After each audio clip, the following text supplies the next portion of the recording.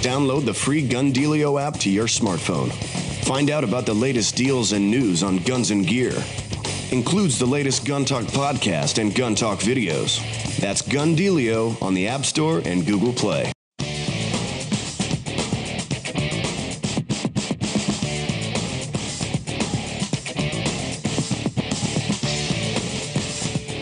This is Tom Gresham's Gun Talk, now available on iTunes and other podcast clients, and on the free Gun Dealio smartphone app for iPhone and Android. Feel free to call Tom now at 1-TOM-TALK-GUN or 866-825-5486, or email Tom at guntalk.com. Now, once again, here's Tom.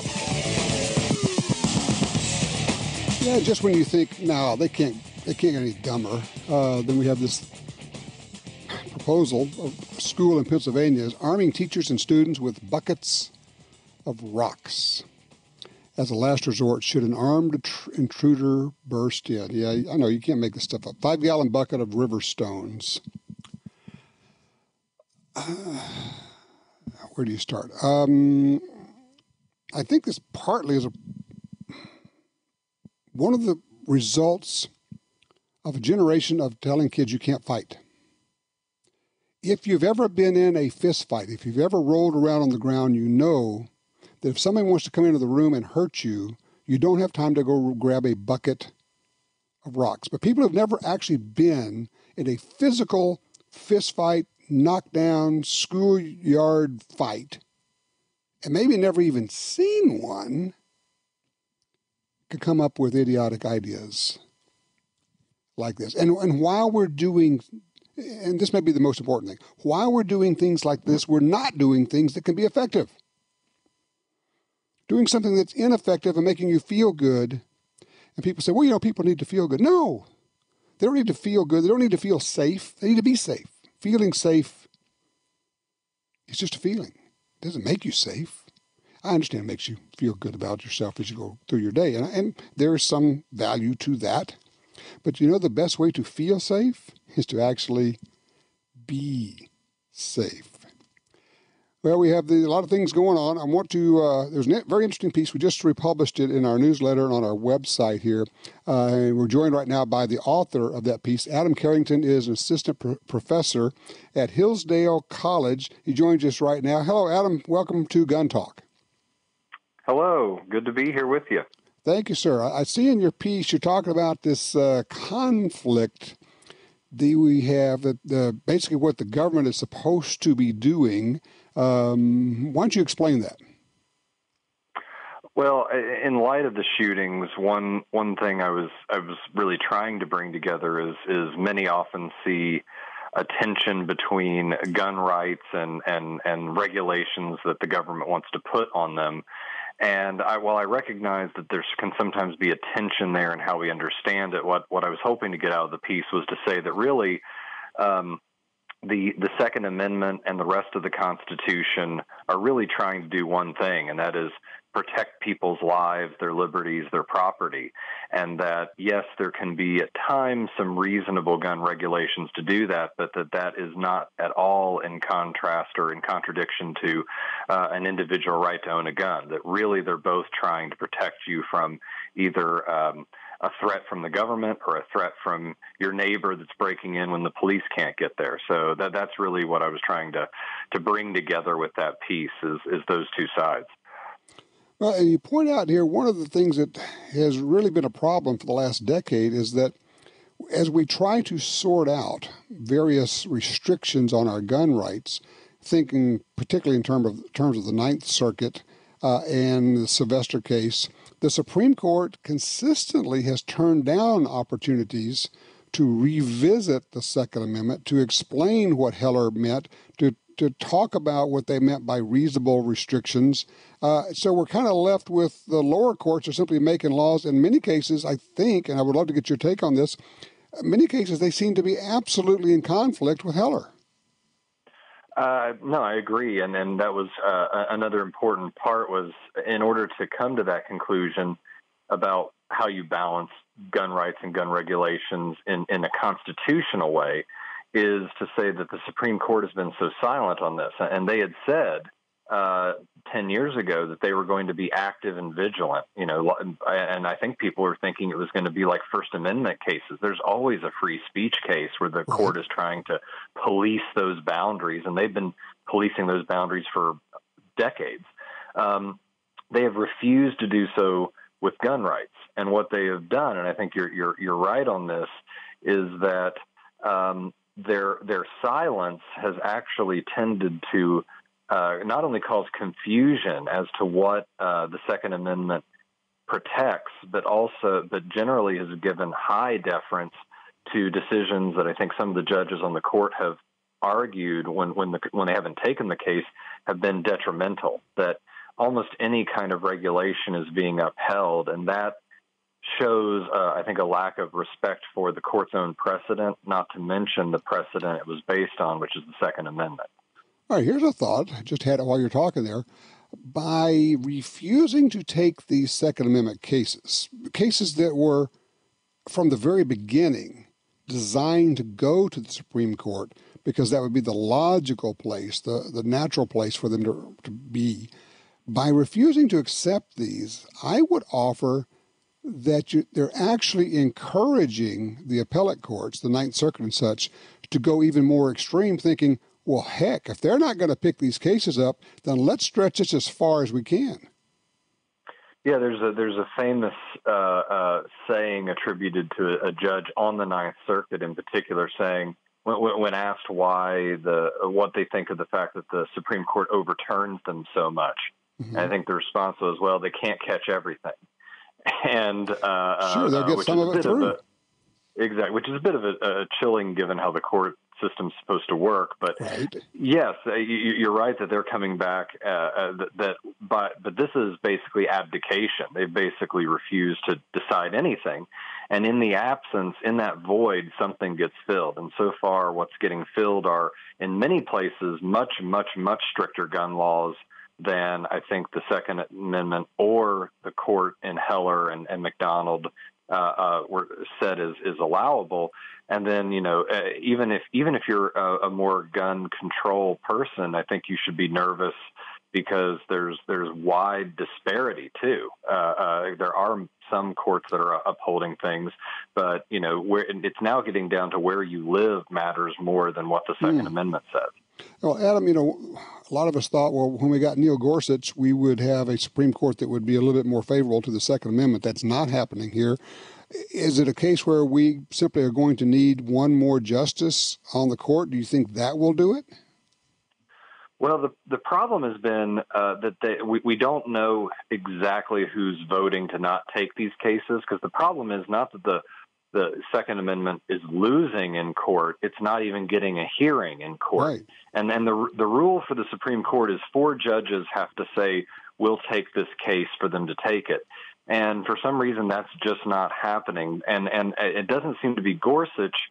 Gorsuch and Justice Thomas in the most recent California case you were mentioning, both dissented from denial of cert, which basically that means they dissented or objected to the fact that the court didn't take it. They wanted and to before take that, it had been Thomas and Scalia. So in some ways, Gorsuch is just right there with where Scalia was. So I don't know if they're only getting 3 votes or 2 votes.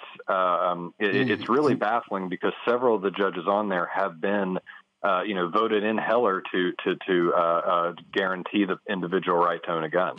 One of the things I know that there's a real active push right now is to get Congress to go ahead and push through the nominations, because we actually have more openings in federal courts right now than we had when President Obama was in. And this was supposed to be the Republican Congress was going to fast-track Trump's nominations for the court seats, and we're actually losing ground right now. And I really think that probably rests squarely on Mitch McConnell at this point. I think that there needs to be, especially given who knows how the 2018 elections will go, certainly an aggressiveness on that. And I think, that gets to a problem of addressing the filibuster. Right now you can't filibuster for the Supreme Court, but lower courts you can. And I think, this isn't a Second Amendment issue, but of course it all interlocks. The filibuster in the Senate was meant to enhance dialogue, enhance discussion. Now it's being used to keep voting from happening. And I think that the Senate needs to either reform it or they need to kill it, not allow it to sort of limp along in a way that undoes even the very thing it was trying to do or was originally put in place to do. Absolutely. Adam Carrington from Hillsdale College, thank you for spending some time with us, and thank you for letting us use your very well-written piece on our website. Thank you. Glad to be here. All right, you take care. Yeah, if you want to take a look at that, just go to guntalk.com. You can check it there. But, of course, if you get our newsletter, and you should because it's free, it's weekly, you get a lot of news there. You would have already seen it. All right, open lines for you right now, 866-TALK-GUN, or just dial Tom Talk Gun.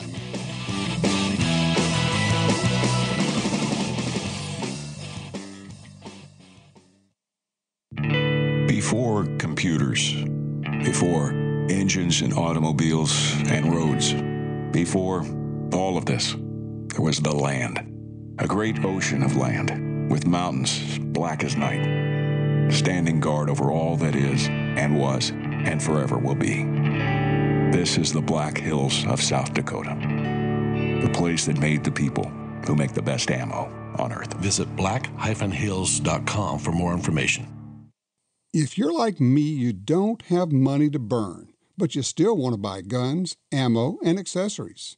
That's why we created Gun Dealio. That's a free, yes, a free smartphone app. Just download it and start getting the deals.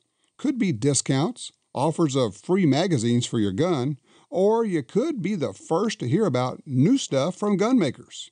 Here's how it works.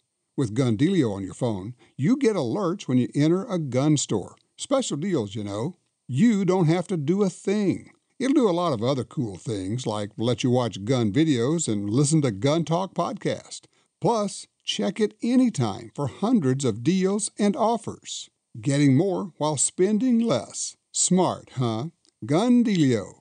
Made in America. Gluten-free. At the App Store and Google Play or gundealio.com. You got your carry permit, and that's good. But you know you could use more training. Get the DVDs, which have what you need. Springfield Armory presents Concealed Carry 1 and Concealed Carry 2 with Bata Group. Learn specific concealed carry skills from Top Gun fighting trainers. Get trained. Be prepared.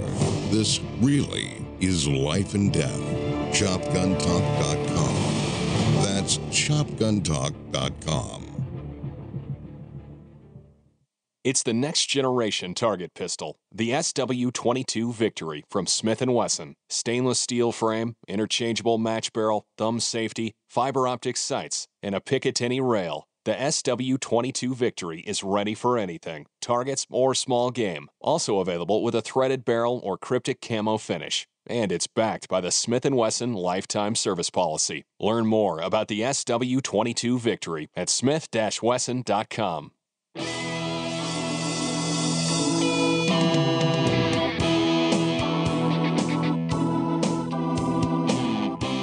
All right, back with the 866-TALK-GUN, going straight to the phones. Line 1, Glenn's with us out of Washington State. Glenn, thanks for your patience. You're on Gun Talk.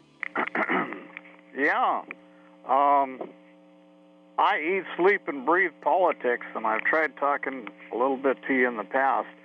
But I spent this morning going back trying to find an Investor's Business Daily editorial from, I found out, 21 years ago. And what it says was, who's teaching the teachers?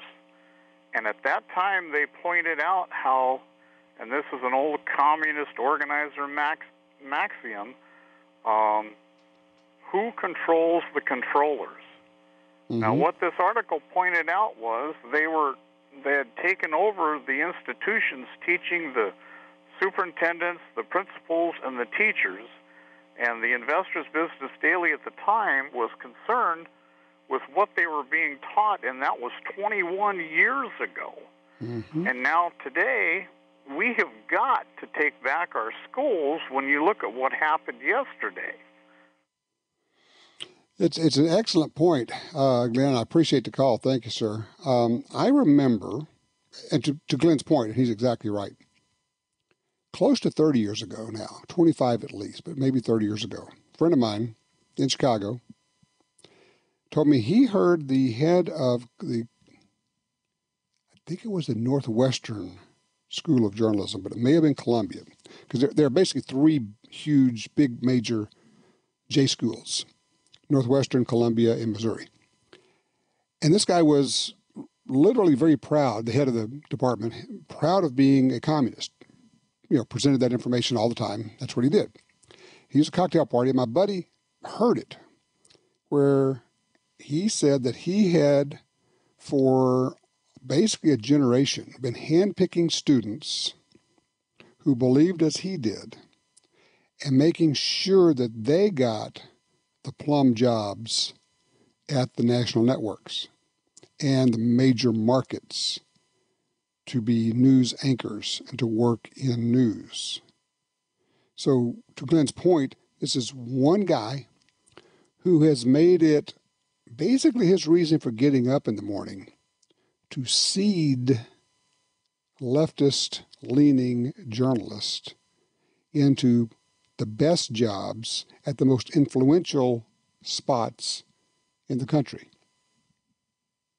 It's been going on for a long time, and it's a real problem. Line 3, Peter's with us, Fort Smith, Arkansas. Hey, Peter, you're on Gun Talk. Hey, Tom. I would caution people to use the words disarm America. Like if I was talking to Schumer, I would say, why do you want to disarm America? What do you think that's going to do? Why do you think that that's effective? Because that puts the onus on them. And instead of they're trying to get everybody to think about hunting and all these second-level issues, we need to put it on them and say, why do you want to disarm us, your neighbors, the Americans, me? I got to tell you, I think we got to go deeper than that, because they are very happy to tell you openly, yes, I want to disarm America. Of course I do. What are you thinking? They're going to say, yes, that's exactly what I want to do. They're not going to hide behind it. They're going to say, well, you figured it out. Yes, our goal is to disarm America. And they're okay with that. So you're not going to cause them to retreat or say, oh, no, that's not what we're trying to do. They will now just openly say, yes, we will. And they may say, look, we don't want to disarm everyone. Of course, the unsaid word is yet. But they say, yes, we do want to disarm a lot of people. They have no problem with that. And so I'm not sure that's a winning strategy. And I appreciate the call. So what is the winning strategy? I'm going to go over this again. To the general public, remember, forget the anti-gun politicians, the Schumers. You're not going to convince them of anything. That's not in the cards. But what we have is an entire group of Americans who don't know us, who really do think, they say things like, the NRA has blood on its hands, and they mean it. And look, here's the deal. When they say the NRA, they don't mean the NRA organization. They mean all gun owners. Because to them, gun owners equals the NRA, NRA equals gun owners. So they're saying all gun owners have blood on their hands.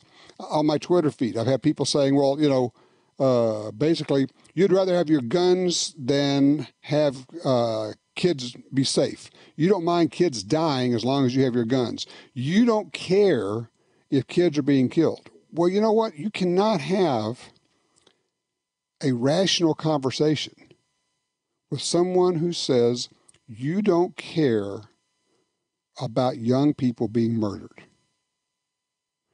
They don't see us when we're at home and we're crying and we weep for this. The difference is they think they have the only solution. And the problem is, honestly, to help you put this into words, and sometimes I try to explain this to the folks on the other side, is that, look, everything you are suggesting has already been tried. Our frustration from over here is that you're coming to this fresh, and this is all new to you.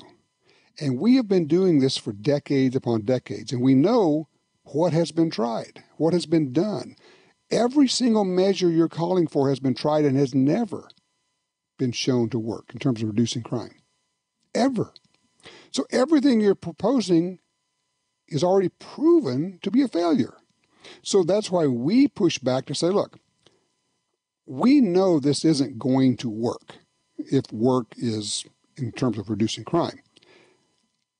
So therefore, we're not willing to give up our rights for something that has no chance of working. And they'll say, well, if it saved only one child, it'd be worth it. I said, well, no, that's sophistry. Because if you really believe that, we would have a national speed limit of 25 miles an hour. It would save a lot of lives. But you're not willing to do that. I mean, come on. If it saved one life, it would be worth it. That's your position? Well, sure. Then we should put breathalyzers on all cars. But that would be a restriction on your rights, wouldn't it? I did note that was it David Hogg, the super activist kid from Florida, was having an F-bomb laced tirade. Yeah, nice kid. But he was particularly upset that the school there is now going to mandate clear backpacks because that is an infringement upon his rights to have to use a clear backpack. He doesn't mind you losing your constitutional rights, your fundamental rights. And by the way, that is a specific term of art, a fundamental right. If you don't understand it, look it up. He doesn't mind you having to give up your fundamental rights, but he's going to bitch about having to have a clear backpack.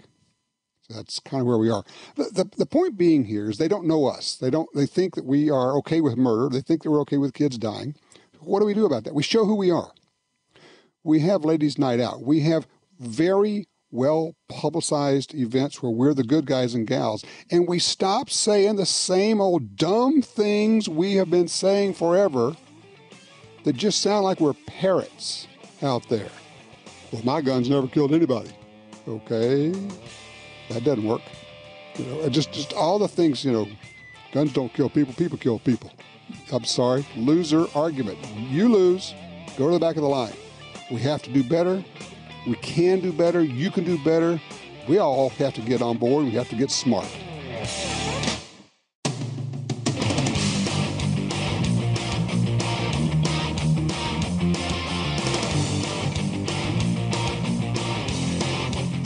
Gun Talk encourages you to support the local sporting goods store, gun stores, ATV dealers, and other local businesses in your area who advertise on this station and Gun Talk. Only together can we protect our rights. You're listening to Washington Times opinion page regular contributor Tom Gresham.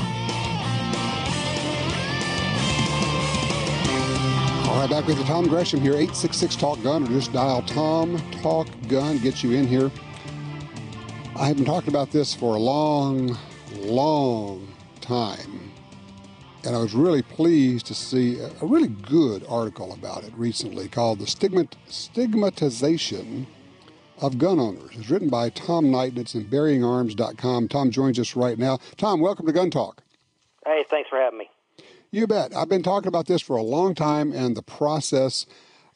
Explain, if you would, first of all, for people, what you're talking about when you talk about the stigmatization of gun owners. Sure. Basically what we're talking about here is a process, either consciously or unconsciously, where they make, the left especially, makes the mere idea of someone being a gun owner socially taboo. A good example from recent history is the way smokers were dealt with.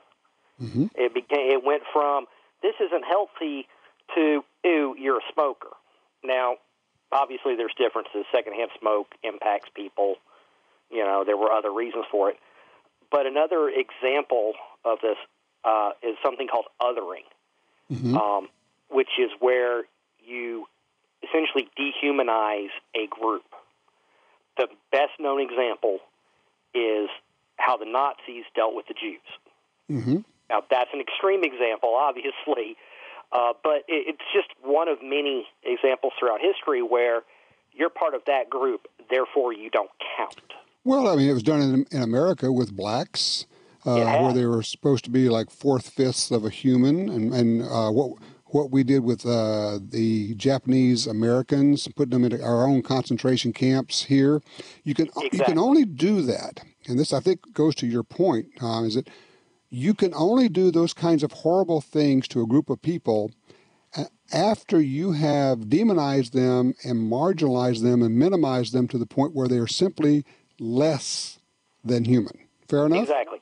If I looked at, and said, I want to take this person just like you and lock them away simply because their family came from another country, you would be incensed. Any decent human being would. Mm-hmm. But if you make them something else so that they're not like you, they're Japanese, they're Jewish, they're black, they're gay, they're whatever. Right.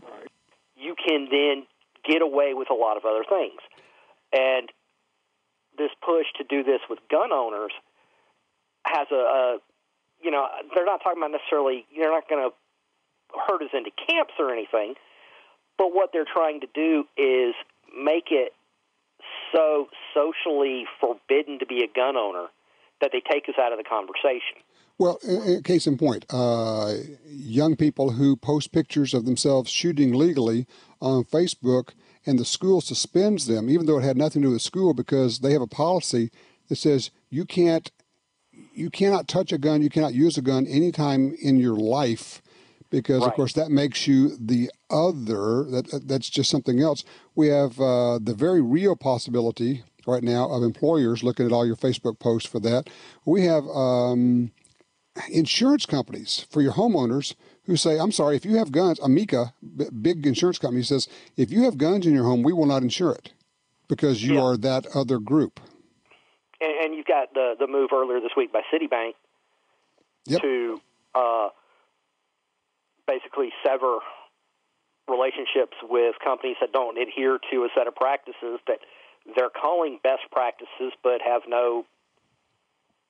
There's nothing about them that indicates they are truly a best practice. Well, and one of the things that happens, politically palatable. Yeah, one of the things that happens with this is a slow, inexorable movement of people who say, I don't want my kids to be shunned in school. I don't want, my wife doesn't like being excluded from the right parties or the right clubs because we have guns.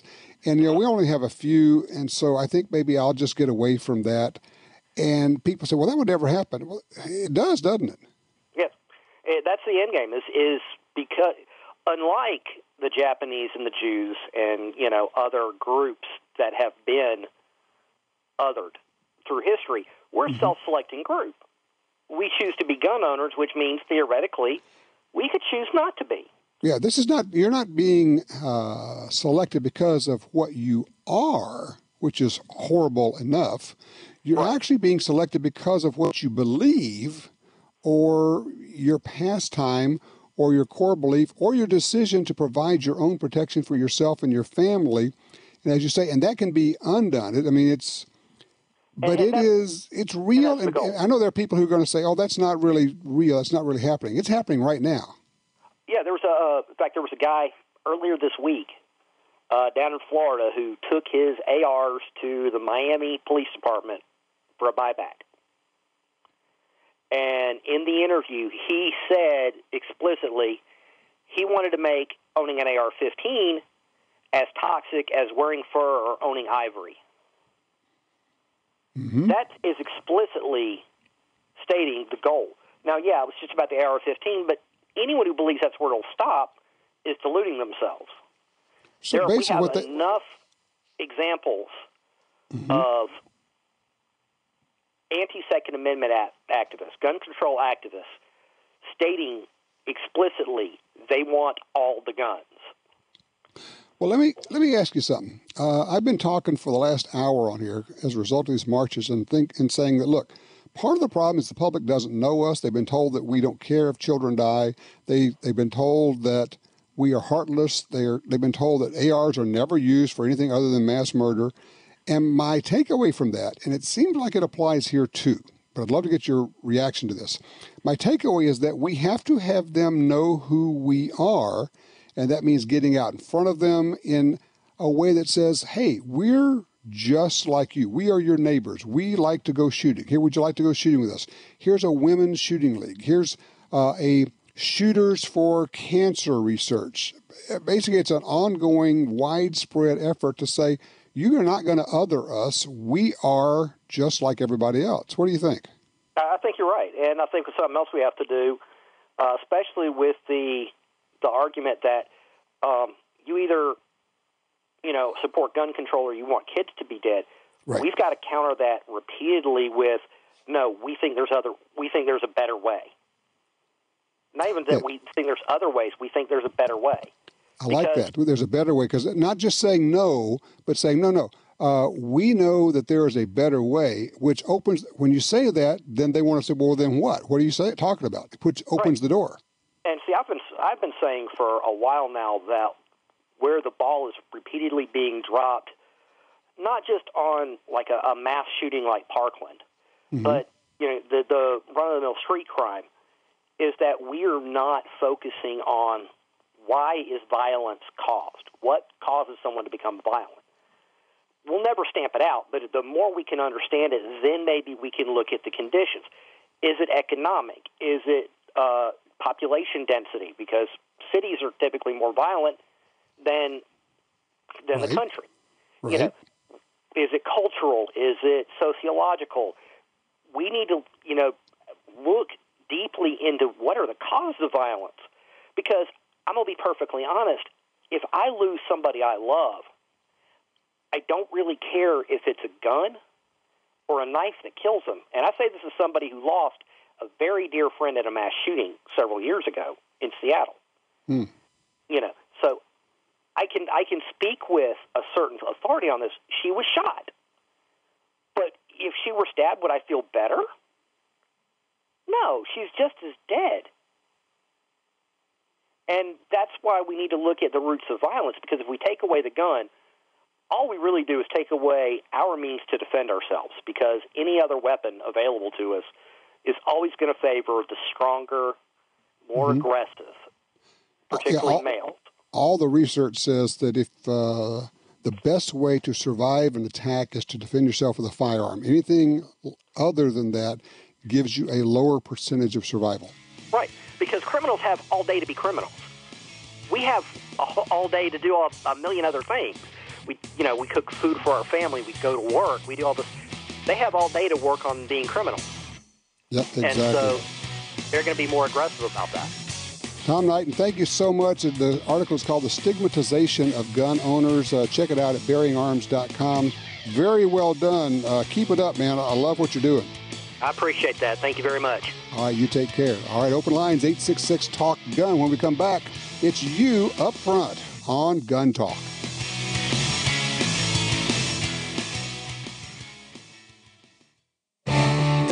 Now at LibertySafe.com, you can buy a Liberty Safe at a great price and receive 12 months interest-free payments with 0 down and 0% APR, with some safes as low as $20 a month on approved credit. Peace of mind, lifetime warranty, and in-home delivery service. Go to LibertySafe.com now for 12 months interest-free payments with 0 down and 0% APR. LibertySafe.com. This land, once wild and free, fades now from our memory. But I remember what it was like, what we were like, what we are capable of when we band together. Perhaps more than any other landscape, wetlands embody the life-giving abundance that nature has to offer.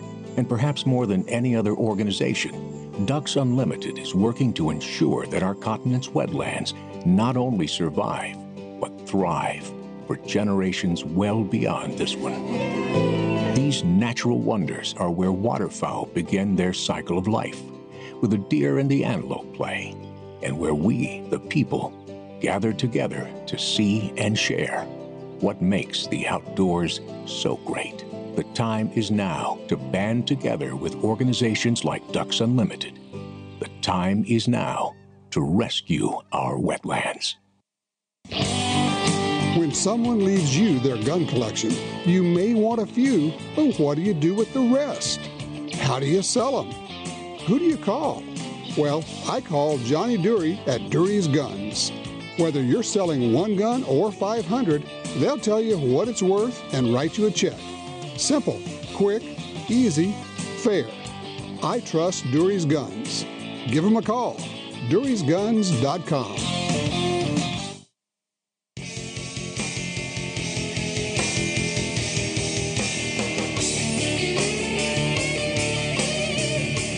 All right, this email comes in from Brantley. It says, I flew in for business to Washington, D.C. on Saturday. It says, I arrived at my hotel downtown when the protest was ending. It was the saddest thing I'd ever seen.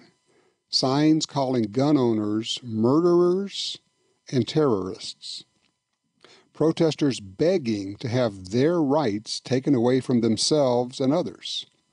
The thought that kept running through my mind was, Lord, forgive them. They know not what they do. Brantley, I'm with you there. You wonder, do they come up with that themselves, or do they get the talking points from somebody else?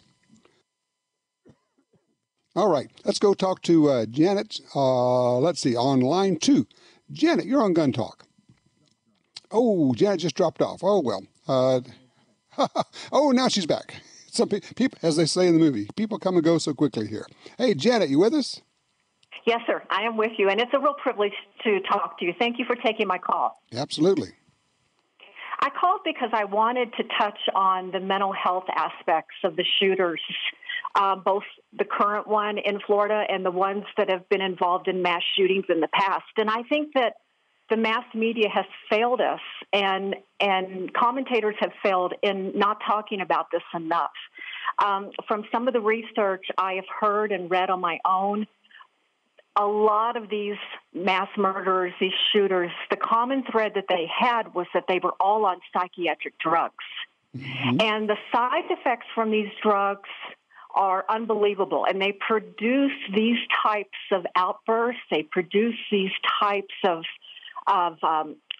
mental reactions, suicide, murder. It's documented, and there's a lot of documentation out there on the particular shooting incidences in these people and the drugs that they were taking. Mm-hmm. And so I really think that we should turn the tables on the left and on these people that are talking about guns and begin to pound this issue.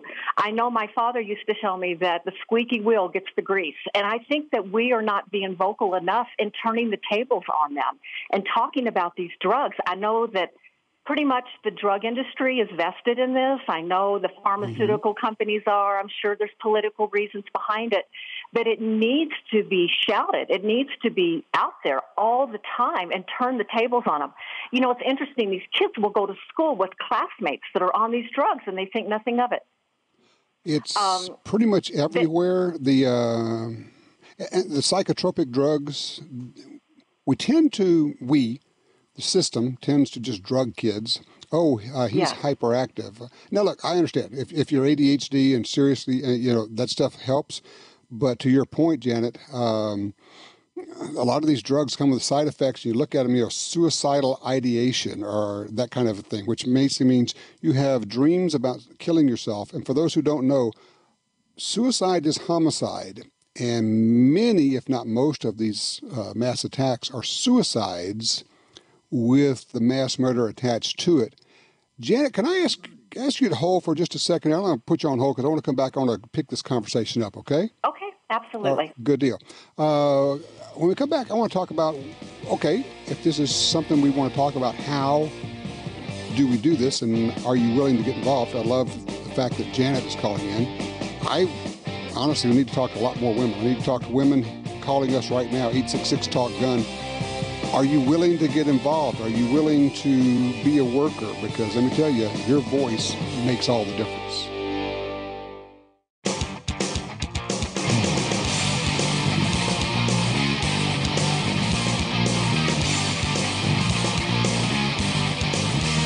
We're Talking with Janet Collins, talking about all of the psychotropic drugs that these kids are taking, and then they go crazy and shoot up the place. Janet, I guess my one question to you is this. I love the way you present it. I love the way you talk. Would you be willing to get involved in this and basically just become a warrior on the side of spreading this information? And if so, what would you be your first step? Well, yes, I would. It makes me angry to hear the arguments that are being presented by the high schoolers. It appears that they're just being primed to say what they've been told to say. And they have no maturity or understanding of our country and just what the absence of guns do. I mean, we've always had guns. A friend of mine reminded me of a time when his father used to take his rifle to high school and put it in the locker and then leave and shoot rabbits on the way home. Yeah, I mean, we've always had guns. It's never been an issue, but we are seeing a big uptake in drugs. And one of the things that kind of shook me when I was reading this stuff, Eric Harris, one of the killers at Columbine, was on the antidepressant Luvox. And court records show that the prescription for Harris had been filled 10 times between April 98 and March of 99. Wow. 3.5 months before the shooting, the dosage had been increased. And so these reactions occur in a lot of the children that take these drugs. And I've thought about this. I've thought about the new Surgeon General that's been appointed to attack the opiate crisis. I've thought about writing letters to him, maybe courtesy copying the president, whoever you can get to listen to you. But the mainstream media has kind of taken over. And how do we get that message out to the mainstream media time and time again? Got some ideas. Here's what I want you to do, Janet. Shoot me an email, if you would, please, tom@guntalk.com. I want to know who you are because I want to get you on the team. Okay. All right? I will do that. Thank you. Thank you, dear. I look forward to hearing from you. Let me get quickly to Ben in Dodge City on line 3. Ben, I don't have a lot of time, but I want to hear your story. Okay. I started out listening to your show trying to figure out what you got wrong so I could use it for a different agenda. I started out on the anti-gunner side. And one of the things that always stuck in my mind is, how do you stop school shootings? And one of the things that surprised me after listening to your show, you mentioned a couple times on how they actually happened, how they actually occurred. And I did some research on it. And one thing that amazed me is they're all gun-free zones. And one of the simplest things that I was surprised that other people didn't realize, other intelligent people, was all you got to do to stop something from like that occurring is to outlaw the gun-free zones and put guns in the hands of people who know how to use them and are willing to protect the potential victims. That's quite a trip for you to make from being anti-gun to coming to that. How long did that process take for you? 2.5 years. Yeah, it's hard to let go of things you think you know that you really believe in, isn't it? Yes, it is. And what's even worse, there's some things I didn't know that weren't so, and I hate to think of the damage that's done to other people, and myself included. Well, you are to be congratulated. Thank you for being honest about it all and for hanging in there for 2.5 years. That's a long time to do it. Ben, thank you. Look, keep spreading the word and start off. Say, look, I used to believe just like you. I really did believe that. But when I did my research, I came to find out that it simply wasn't true. You can be an effective warrior in this. You can be an effective Truth Squad member. So go out there and get them. Ben, thank you so much. 866-TALK-GUN. When we come back, we're going to have more guests, but we do have room for you. I do want to hear from some women out there. Will you get involved? Because let me tell you, women's voice is worth 10 times what a man's voice is on the pro-gun rights side of things. So if you're a woman, if you're willing, give me a holler. 866-TALK-GUN. We'll talk about it a little bit.